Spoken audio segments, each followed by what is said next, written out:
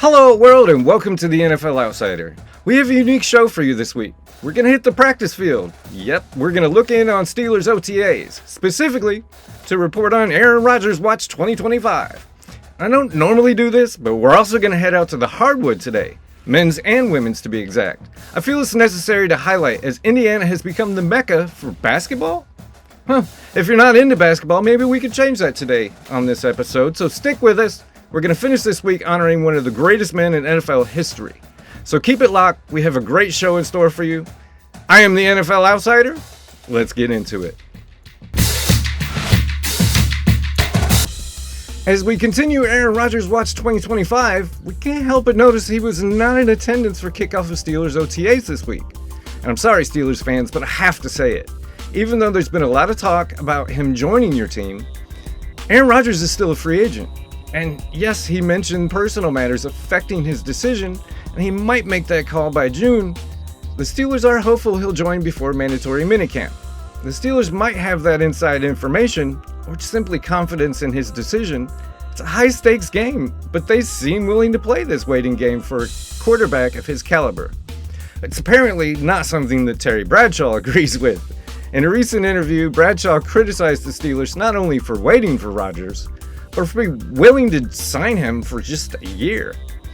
Saying Rodgers needs to just stay in California and chew on bark? Okay.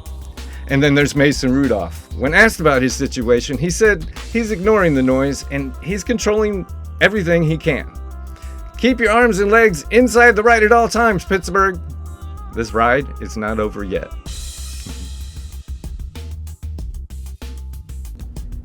The Hicks versus the Knicks, in that iconic moment that happened on May 7, 1994, when Reggie Miller made the choke sign directed at Spike Lee, who was sitting courtside, after Miller had scored 25 points in the fourth quarter to complete the comeback. It was a legendary moment in a heated rivalry. Let's fast forward 31 years. Tyrese Halliburton's Pacers helped us relive that moment, with Reggie in attendance to boot. The most overrated player in the NBA made that same choke sign, admitting later he would not have done that if he knew he had only hit a two-pointer.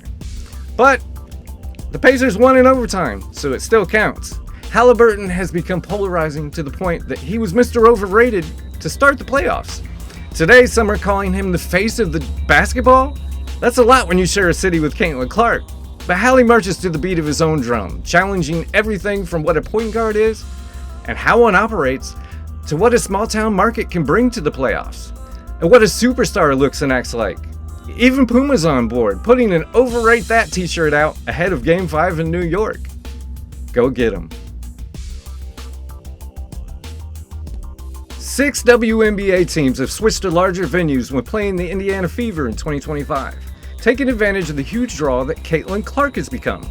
Teams like the Atlanta Dream, the Chicago Sky, and the Dallas Wings have all moved to larger venues.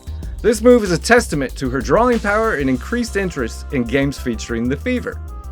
I have some bad news, WNBA. Caitlin Clark is hurt, and she's expected to miss at least 2 weeks due to a strained left quadricep. And through only one missed game, her absence has caused ticket sales and viewership numbers to drop.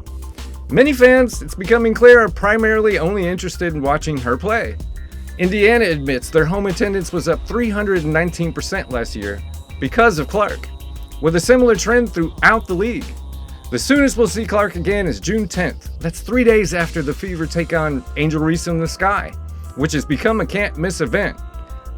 We have Sydney Colston filling in for Clark as a starter, who has championship experience, but also only averaged 8 minutes a game in 2024.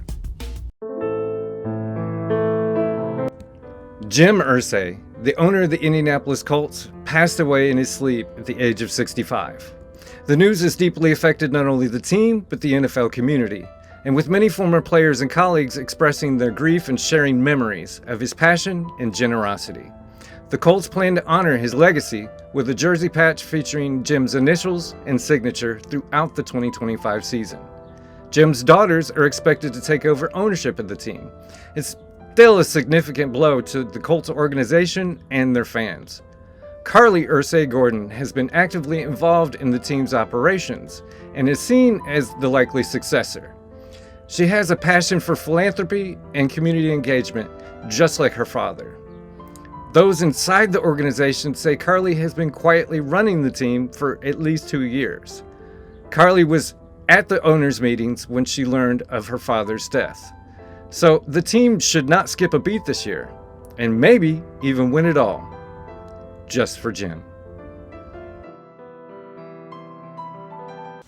Well, folks, that's the show. I must say, I'm glad you stayed through the entire show. That means that you will enjoy the YouTube channel, where we have more content to dive into, and the best way to support the NFL Outsider is to like and subscribe.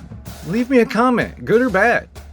And email the show, NFLoutsider@gmail.com.